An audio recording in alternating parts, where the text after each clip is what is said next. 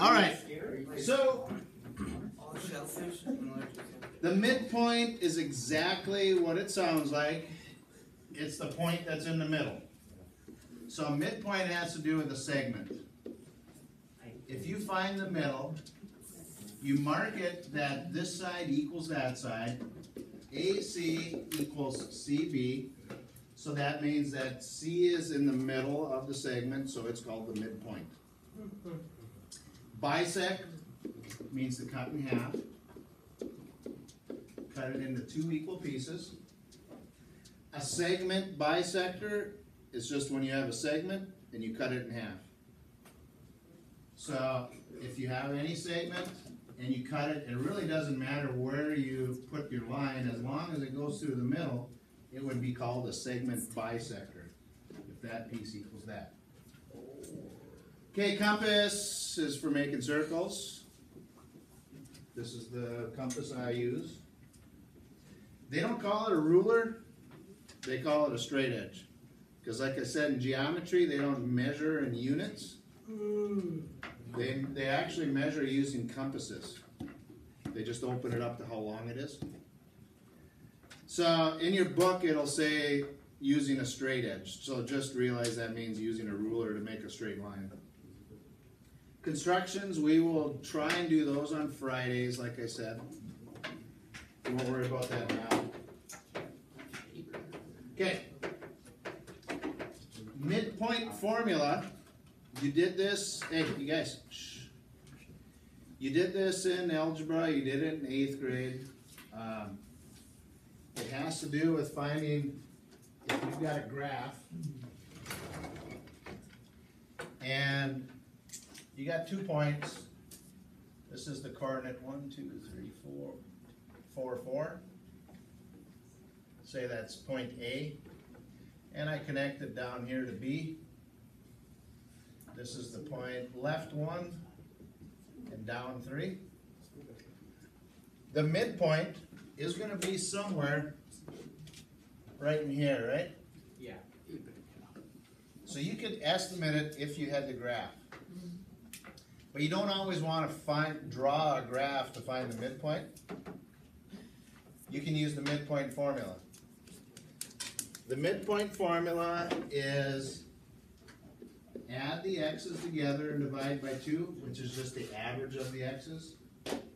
Add the y's and divide by 2. And it's a coordinate because the midpoint is a point that's a location.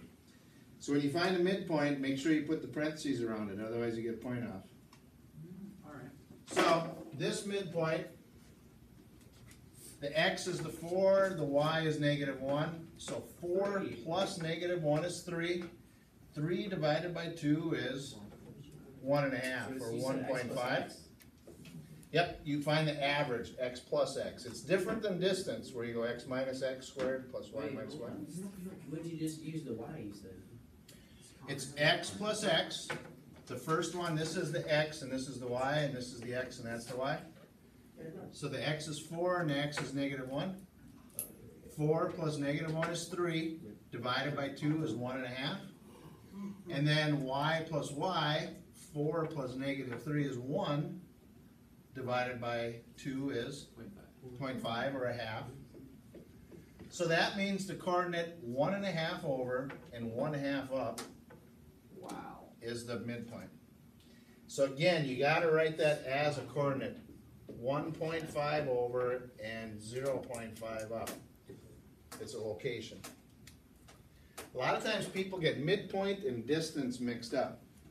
Distance is a length, you're going to find a number. Midpoint is a location, it's a coordinate.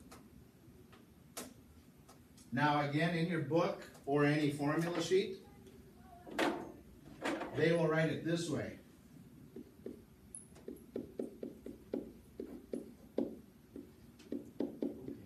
Just to remind you, we talked about this already. The 1 and the 2 just means add the first x to the second x. Add the first y to the second y. Alright, so don't let that confuse you. It doesn't mean to do anything different. And then an angle bisector is just what it sounds like. If you've got an angle and you cut it in half, which what bisect means, this red line right here would be the angle bisector. So, if you've got an angle ABC,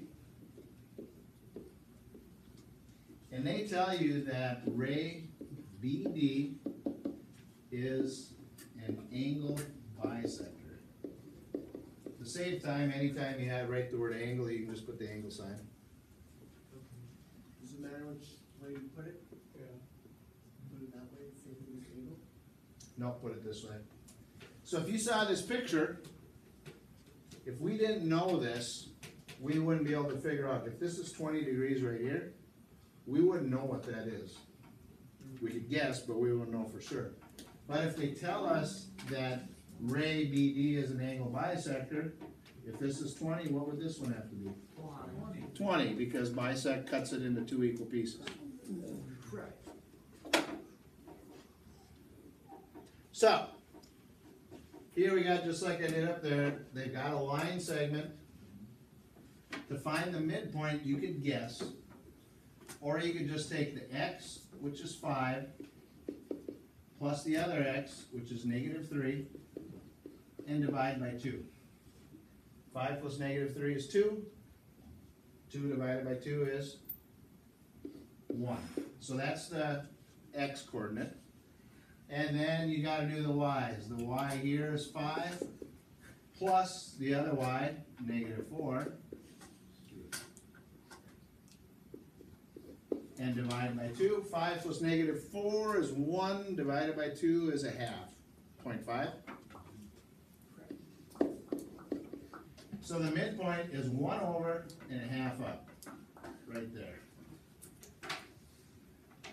Now they don't always give us the coordinate. Sometimes they just give you 2 points.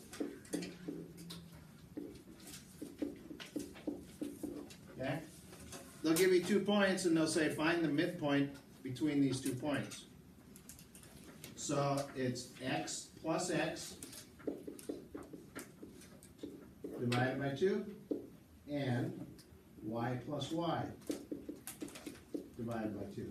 Oops.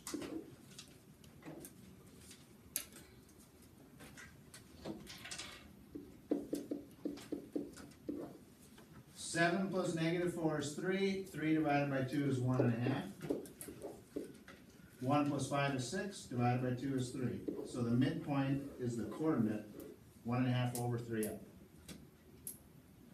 Everyone got it? All right. They do get a little trick here, like in this one. Here I gave you the 2 endpoints and you found the midpoint. We have some problems where they give you the endpoint and the midpoint, and they're looking for what's the other endpoint. Okay. So, can everyone here solve an equation? I hope so. You got to use that midpoint formula to solve this, because I know if I take the endpoint x, which is -3, and add it to the other endpoint x, which we don't know, and then divide it by 2, that's going to give you the midpoint x, right? Yeah. That's what I did up here. This x plus that x divided by 2 gave me this number. So you use that same formula to write an equation.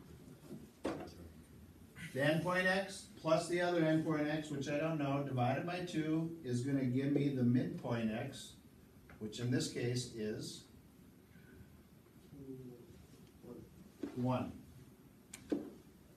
So the only difference here is up here we didn't know this number. We're finding that. And in this one we don't know that number. Okay. Once you write it down, they're solved the same way. To get the x by itself, it's divided by 2, so you take it times 2.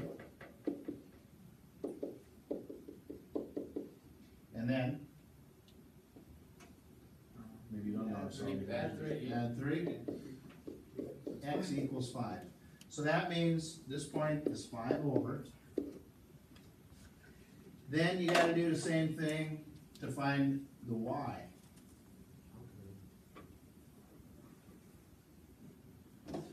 So you take this y of the endpoint, add it to the other endpoint y, which we don't know, divided by 2 is going to equal 4, the midpoint y. So again, once you write it down, it's easy to solve because they're always solved the same way. Get rid of the 2, get rid of the number. It's divided by 2, so take it times 2. And then subtract 2. Y equals 6. So the other endpoint is 5 over 6 up. If you checked it, x plus x divided by 2 is 1. Negative 3 plus 5 is 2 divided by 2 is 1. Y plus y divided by 2 is 4. These are a little trickier to do. When you're solving an equation, remember you want to get the letter by itself, so you got to get rid of these 2. Since the whole thing is divided by 2, you got to get rid of that first. And the opposite of divide is multiply. Because if you multiply, they'll cancel, and then multiply that by 2.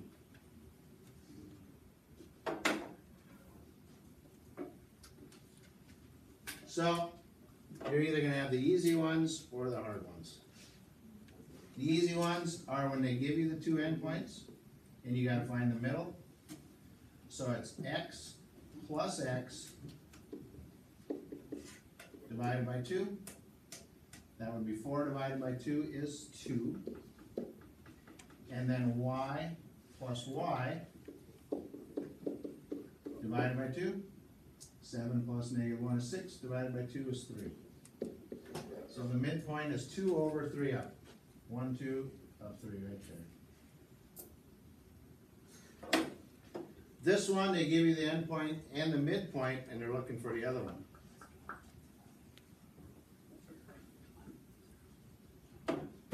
Why don't you guys just put those away?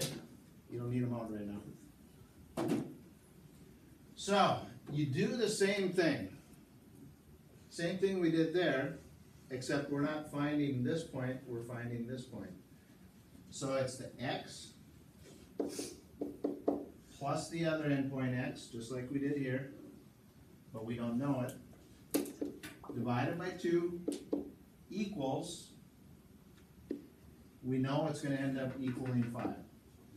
Yeah. So when you solve it, multiply by 2. So you get the 2's cancel, you get 10. Add 5, and you get x equals 15. So that means this point here is 15 over.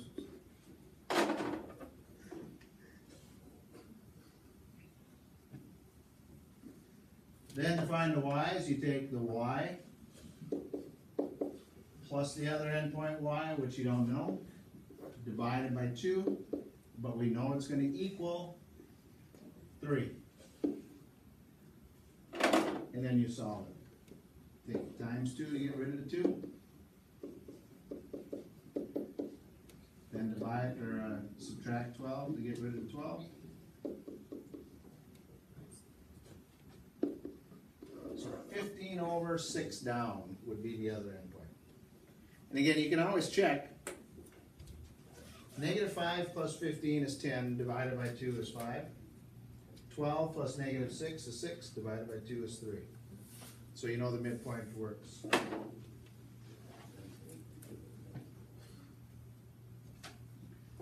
Now here's like I showed you before. These are real easy, but there's one trick in reading these in your book. They tell you that EG is the angle bisector. Find the 2 angle measures not given. So if this is 52, then angle DEG is 52. They're easy to do. But what's the other angle that's not shown? The whole thing, yep. DEF, right there. That would equal 104. this is the trick right here. And in the entire book, they do this. I don't know why. According to this picture, to me, if I didn't know better, it looks like this angle is 64. Because the 64 is in between the two lines. Yeah. When it's color in their book, it's a little easier to see, but I don't know why they don't just put the 64 right on the line. But you see this line goes all the way from there to there. Since that goes all the way from there to there, that means the whole thing is 64. That is Okay. crazy. So you gotta watch for that in this whole book. They do that on these angles. That's crazy. Well, that would make sense. That's crazy. Yeah, because you can see it's less than. Yeah. So then if the whole thing is 64, what's each angle? 32.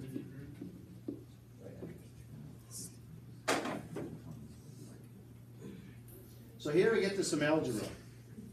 Oh, come on. In geometry, the nice thing about geometry is there's only two types of equations. You're either going to add things up and they're going to equal usually 180, sometimes 90, or they're going to equal each other. That's the only two things when you write equations in all of this geometry book. So here it tells us that ray Km bisects angle JKL. So what do you know about that degree and that degree? They are the same. They're equal. Ever got that? So that means you got to write the equation out to figure out what x is. 2x plus 7 and 4x minus 41. This and this, what do you know about them? But they're the same. They're equal. There's your equation. Okay? So then you got to solve it.